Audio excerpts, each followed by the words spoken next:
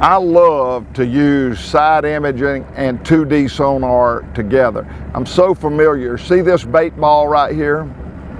That is a ball of shad or herring. I'm not sure which. That is a bait ball. All right, look on my side imaging. I've got all these spots of bait balls. That's the difference in what they look like. It gives you a reference point.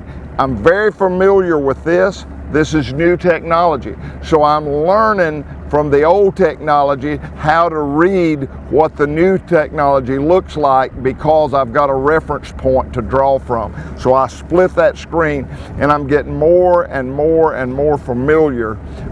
But you see, I would never know that bait ball that is to the right 12 feet of this boat. There's another big bait ball 14 feet from this boat. I would have no idea that that bait ball existed with my 2D sonar, only because I've got side imaging and I've got the capability to reach out and see what is on both sides of my boat instead of what is directly under me. And I'm learning, look at that bait ball there. And then you can see all these fish scattered in here. Well, the reason these fish are here is because that bait is here.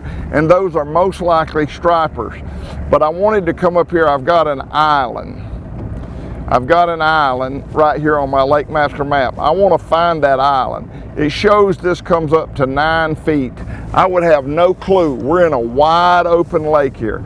I would have no idea that there was an island here that comes up to 9 feet if I didn't have a mapping system to show me that. Now watch this. I should run over this island. See where my boat's going?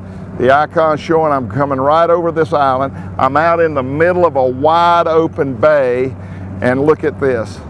I'm coming up.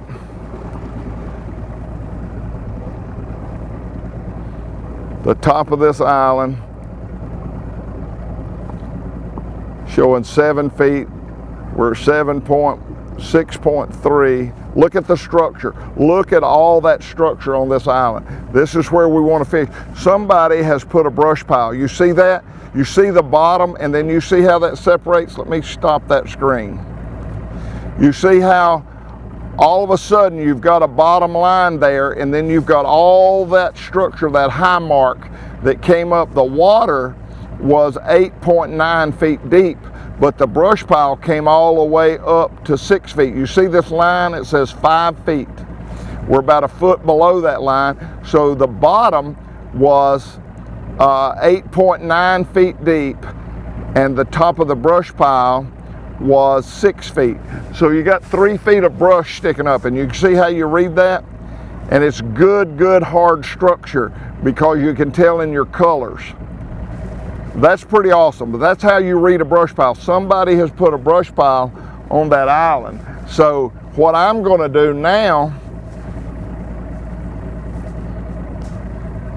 I'm going to mark that bad boy, and I'm going to make that a waypoint.